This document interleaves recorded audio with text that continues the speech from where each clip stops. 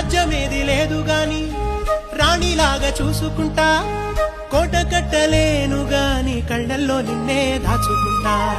రాత ఎట్లా రాసి ఉన్నా ఆ మార్చి నీతో రాసుకుంటా. స్వర్గమంటూ ఉన్నదంటే అది నీతోనే ప్రతిరోజు పంచుకుంటా.